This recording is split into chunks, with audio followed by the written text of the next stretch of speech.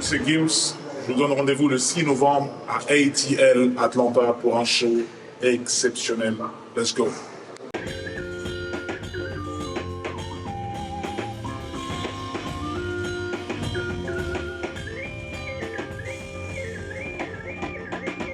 Gims étant congolais, l'Afrique est plus qu'important pour eux et c'est un challenge personnel déjà à leurs deux niveaux et surtout à Gims de pouvoir développer, transmettre. Le public lui a transmis, son but maintenant c'est de transmettre et d'avoir une étoile montante. Gims avait les moyens de pouvoir aller prendre un gros artiste déjà développé et de se dire allez je te prends, grosse avance, viens t'es avec moi, j'ai lui, c'est bon. C'était pas le but. Le but c'était de créer une vraie histoire, comme la sienne. Parti de rien, c'est personne, et il monte les échelons, voilà, step by step tout seul. Donc c'était important pour lui. On a d'ailleurs rencontré Lil J quand j'étais avec lui à Abidjan pour un concert un mois de décembre il y a 3 ans. Et donc c'est là qu'on a rencontré Lil J. Et voilà, le but c'est vraiment de créer une histoire, de créer une réussite, un modèle, de montrer que au jour d'aujourd'hui, voilà, en étant là-bas à Abidjan, on peut se faire repérer par une personne qui croit en nous, en notre talent. Après c'est aussi l'humain, parce que le talent, on est en Afrique tout le temps, on y va 4, 5, 6 fois par an, on sait qu'il y a du talent partout. Mais le problème c'est que derrière il faut une équipe, il faut de la coachabilité, il faut écouter les conseils, il faut avoir la tête sur les épaules. Il faut être sain dans sa tête, dans son corps. Il faut être prêt à la réussite. Parce que juste avoir du talent ou bien chanter, dans le métro ici, il y a plein de gens qui chantent bien et c'est génial. C'est pas notre but. Le but c'est de trouver vraiment toutes ces forces-là qui font qu'on va pouvoir vraiment développer ce projet-là avec amour, avec passion et travail. Ben, outre toutes ces valeurs, qu'est-ce que intrinsèquement, si on veut parler sur le plan musical, artistiquement, qu'est-ce que vous avez trouvé en Lil J au point de se lancer dans ce projet de développement? Lil J, il avait sorti un son qui était Espoir, il avait sorti d'autres, mais en tout cas on avait vraiment vu Espoir, le travail qui était là.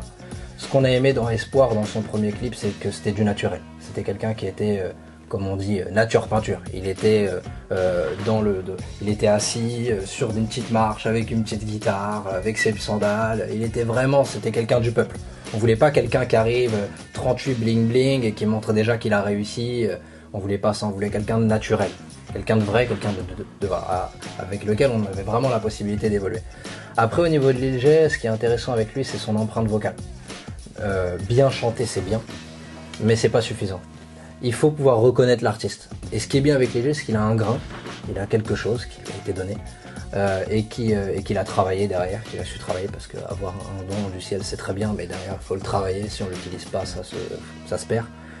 Ce qui est bien avec lui c'est que voilà, il a une patte, il a quelque chose avec 2 notes, avec des gimmicks qu'il a ou des choses comme ça, on reconnaît tout de suite la patte.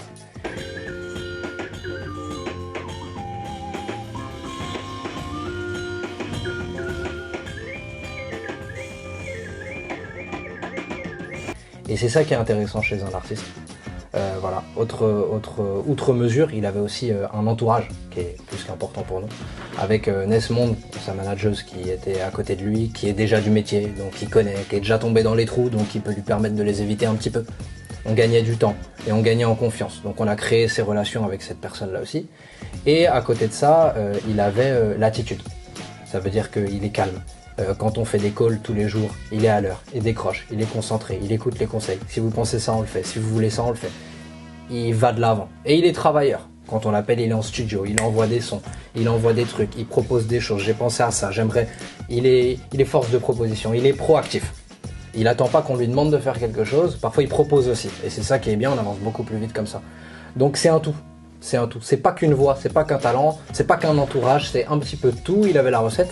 Et maintenant, à nous de faire un beau gâteau et de faire exploser tout ça. Parfait. Mais la véritable problématique, lorsqu'on signe un tel artiste qui vient de la Côte d'Ivoire, on s'est dit, vous le signez en tant que label pour le promouvoir sur des médias français, vous le signez pour le diffuser sur des médias français, pour le commercialiser dans des circuits français, ou c'est quoi en gros? Quelle est la valeur ajoutée lorsque vous positionnez sur un tel artiste, internationalement parlant? La valeur Quand ajoutée, on se positionne sur un artiste comme ça, Lil J, venant de Côte d'Ivoire, le but déjà premier, c'est qu'il garde, que ça reste un artiste de Côte d'Ivoire.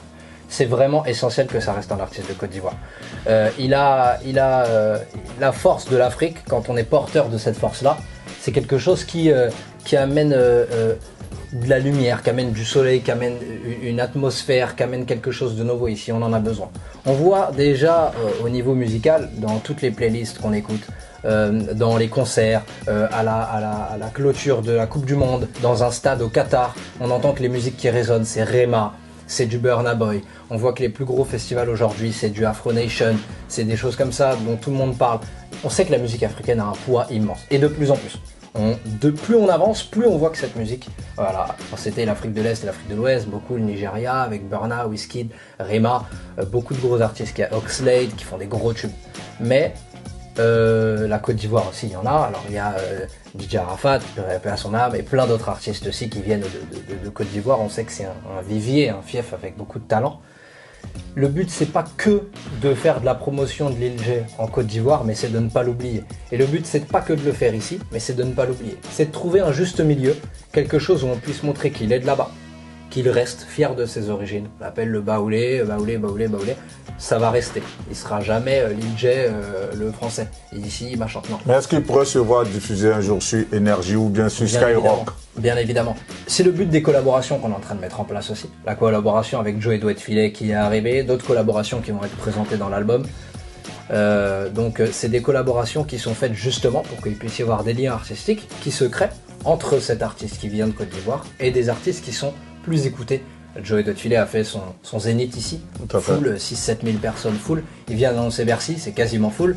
Donc on a 18 000 personnes ici à Bercy, c'est quelqu'un qui est écouté ici. Et donc ça permet, voilà, de créer des relations pour qu'il soit découvert ici.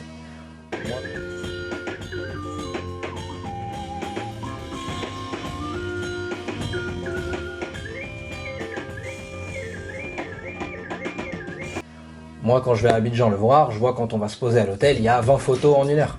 Ici, c'est pas encore le cas. Le but, c'est de trouver ces relations-là avec la force de Gims, avec notre force médiatique ici. Et ce qu'on va faire, les événements qu'on va faire pour la sortie de l'album, le faire connaître petit à petit. Et le but, bien évidemment, c'est de breaker, comme on appelle, donc de pouvoir essayer de réussir à être sur des radios ici, comme Énergie, Skyrock, Génération. Donc c'est le but. Avant l'une des artistes de son profil que vous avez lancé, par exemple, si on peut avoir un exemple. Alors, on a des artistes, c'est le seul qui est sur l'Afrique pour le moment. Ok. Voilà. Après, on en a qui sont écoutés en Afrique. On a par exemple une artiste qui s'appelle Lin, L-I-N-H, qui a fait un gros buzz sur TikTok l'année dernière, qui était dans le top 10 France de TikTok, qui est une artiste qu'on développe aussi ici. Le but, pareil, de Black Star, on avait la possibilité d'aller prendre des artistes déjà développés. Le but, c'était de créer des histoires. Donc, avec Lin, par exemple, elle est beaucoup écoutée en Afrique. Elle a fait des remixes de Fali, des choses comme ça. Elle a un public qui est vraiment, voilà. Et c'est une petite blonde qui chante ici, française, qui est sur pas mal de festivals déjà, etc. Donc le but, c'est de montrer que Black Star, c'est quelque chose d'ouvert. Il y a le mot Black, et souvent les gens se sont dit, est-ce que c'est un label qui veut se concentrer sur l'Afrique? Non, c'est Black Star. Le but, c'est d'être une étoile montante, et que ce soit Lil J, que ce soit Lin, que ce soit d'autres artistes qu'on développe au sein du label, on veut que ce soit grandissant. Il y a des artistes avec lesquels on est en train de discuter aussi, dont je tairai le nom, mais sur lesquels, pour le moment, on a des discussions qui se créent, parce que, encore une fois, il y a un petit peu de talent, bien sûr, mais il y a aussi beaucoup de volonté, il y a aussi il y a un entourage solide, il y a une mentalité qu'on apprécie. Et il y a des feelings qui se créent. Donc c'est vraiment ça le but de Black Star. Développer des artistes avec toute cette recette-là. C'est Gims. Je vous donne rendez-vous le 6 novembre à ATL Atlanta pour un show exceptionnel. Let's go.